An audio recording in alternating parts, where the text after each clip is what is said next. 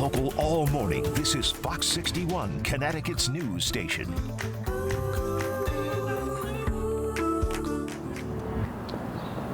Well, the Yard Goats are ready for the first pitch of the 2025 season at Duncan Park, and it's a big year for the team, too, because they're celebrating 10 years as the Yard Goats. So you're going to have a front row seat as we get you ready for opening night tonight. Good morning, everybody. Glad you could join us here at 6 o'clock. I'm Tim Lammers. And America Arias, what a great morning here.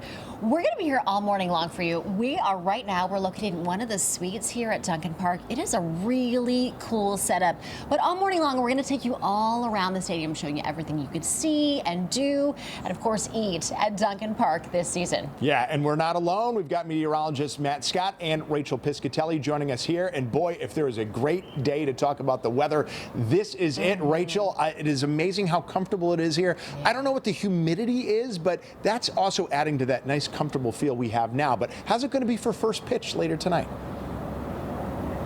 It is going to be a beautiful first pitch. Tim and Erica, so excited about this. Right now, you can see that they have the tarp up on the field this morning, so it is a little bit wet. It's damp this morning. It feels that way as well. But over the course of the day today, we will see bright skies start to develop, and really things are going to get going around here with temperatures that will remain in the 60s. It is just incredibly mild this morning, too. Now, first thing this morning, we can't rule out an isolated shower, maybe some areas of mist and drizzle, mainly along the I-95 corridor. You can see some rain back off to the south and the west of us on that satellite and radar this morning.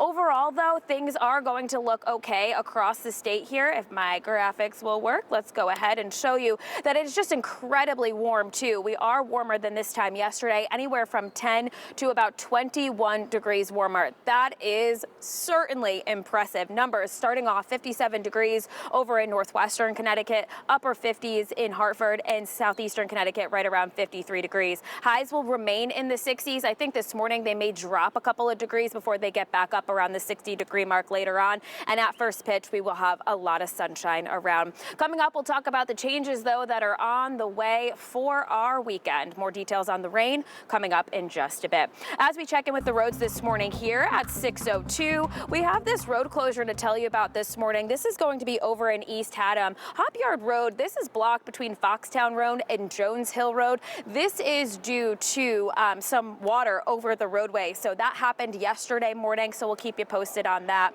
Otherwise, our drive times through Hartford look pretty good. Hartford to Waterbury is around 30 minutes. Waterbury to Hartford is up around 30 as well. No major delays. Road work wrapping up at this hour. Tim and Erica. Thank you, sir. Rachel, thanks so much. You know, Tim, it's really hard to believe that we are 10 years into the history of the Yard Goats. It is an incredible team. This ballpark is just incredible. And with all the awards that they've gotten, all the success that they've seen, it's easy to forget the few bumps in the road that the team had the first couple of years. Yeah, there was a time when a lot of people in Hartford thought that this behind us was going to be a major boondoggle. But as it turns out, things turned out all right, and if nothing else, that just helps to illustrate how far the team, this ballpark, and how far the organization has come.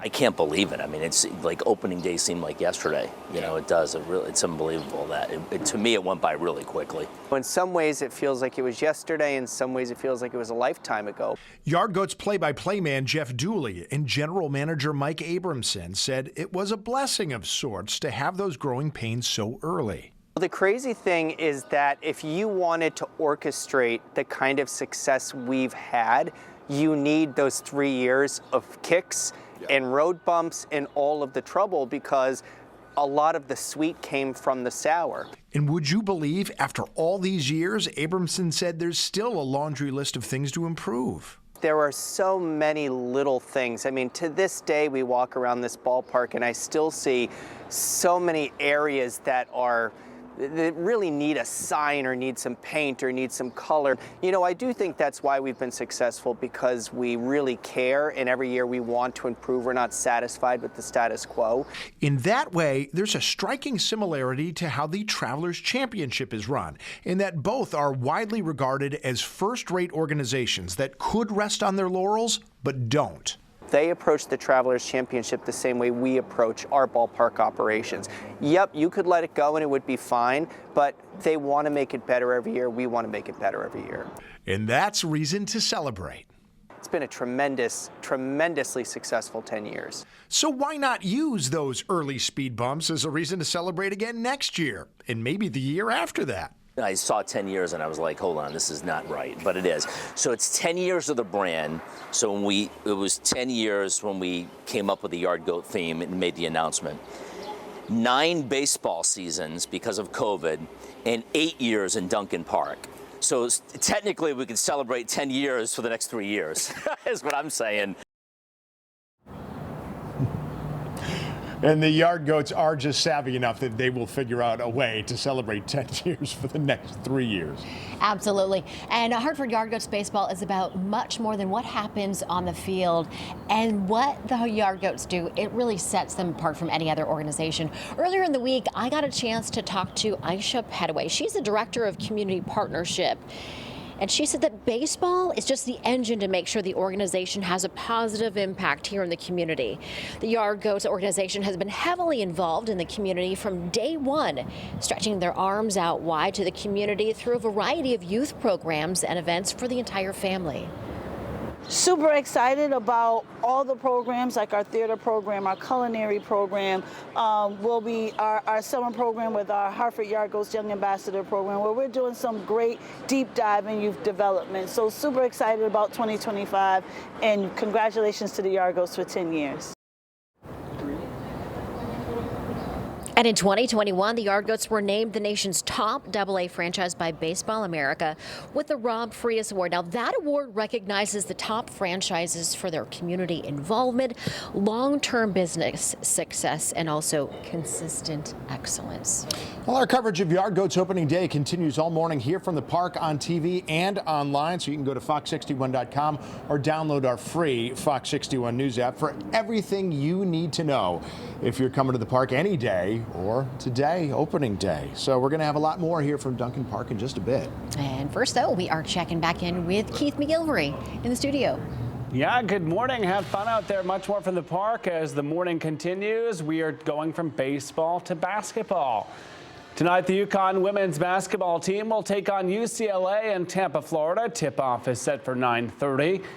Governor Lamont has proclaimed today through Sunday Huskies weekend in honor of the team. This is Connecticut's 24th appearance in the women's Final Four. Last night, UConn star Paige Beckers was asked how she's preparing for the Final Four.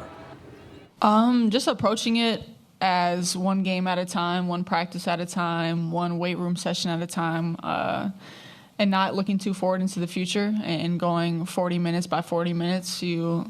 And playing it by possession. I think focusing on the possession that you're in will help you not worry about missed shots or mistakes in the past or worry about being anxious for the future. But the possession that you're in is the most important possession of the season. And if you approach every possession like that, you'll have a sense of urgency to get everything right. Love it. Great mindset. Let's go Huskies. Ahead of UConn's big game tonight, Paige Beckers was named the recipient of the 2025 Wade Trophy. It was announced by the Women's Basketball Coaches Association yesterday afternoon. She was one of the top 3 finalists for the award. The Wade Trophy is the oldest and most prestigious National Player of the Year award in women's college basketball. You can stay up to date on all things March Madness with the UConn Huskies on Fox 61 Plus, streaming right now on Fox 61 Plus. A special look at the Huskies' road to the championship. Fox 61 Sports Director Jonah Karp takes an in-depth look at the UConn women's team. Download Fox 61 Plus on your TV, and you can watch for free.